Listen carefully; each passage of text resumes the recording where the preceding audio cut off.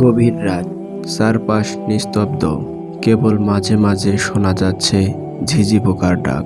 কিছুক্ষণ আগেই একটি লাশ কবরে নামা হয়েছে। মানুষগুলো বিদায় নিয়ে যার যার বাসায় ফিরে গেছে।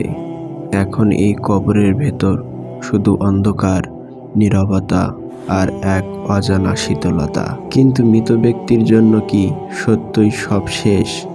যেই মুহূর্তেই মৃতদেহ কবরে শোয়ানো হলো, তখন সে যেন এক নতুন বাস্তবতায় প্রবেশ করল। দুনিয়ার আলো বাতাস, কোলাহল সব কিছুই যেন মুহূর্তের মধ্যে হারিয়ে গেল। এখন চারপাশে কেবল মাটি আর অন্ধকার। হঠাৎ কবরের মাটি যেন এক অদ্ভুত ভারী অনুভূতির সৃষ্টি করল। বুকের ওপর চাপ দিচ্ছে, মনে হচ্ছে শ্বাস বন্ধ হয়ে আছে। দুনিয়ায় যে শরীর একসময় শক্তিশালী ছিল, তা এখন নিস্তেজ, অসহায়। চিৎকার করতে চাইলেও কোনো শব্দ বের হয় না, কারণ কণ্ঠ রুদ্র হয়ে গেছে। কিছুক্ষণ পর হঠাৎ চারপাশে এক অদ্ভুত আওয়াজ শোনা গেল। মনে হলো কেউ এগিয়ে আছে। তারপরেই কবরের ভেতর এক রহস্যময় কণ্ঠের প্রতিধ্বনি হলো, তোমার রবকে? মৃত আত্মা আতঙ্কিত হয়ে গেল। জীবন দশায় সে নামাজে অবহেলা করেছে, আল্লাহকে ভুলে থেকেছে, পাপের সাগরে নিমজ্জিত ছিল। আজ কি উত্তর দেবে? সে অনেক চেষ্টা করল উত্তর দেবার, কিন্তু কোনো কথাই বের হলো না। মুখ যেন তালা লেগে গেছে। তখন ফেরেশতা আবার প্রশ্ন করল, তোমার দিন কি? সে চেষ্টা করল কিছু বলার, কিন্তু তার আত্মা কেঁপে উঠল। দিন মানে শুধু মুখে বলা নয়, জীবনের অনুসরণ করাও জরুরি। অথচ সে দিন থেকে দূরে ছিল। কিভাবে আজ জবাব দেবে? কবরের শাস্তি ভয়ঙ্কর আযাব। উত্তর দিতে না পারার সঙ্গে সঙ্গে অন্ধকার ঘন হয়ে এলো। মাটি যেন চাপ দিতে লাগলো।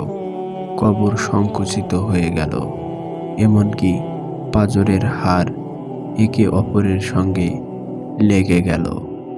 তখন আসমান থেকে এক কঠোর আওয়াজ এলো, একে বিছানায় বানিয়ে দাও আগুনের, তার জন্য নরকের দরজা খুলে দাও।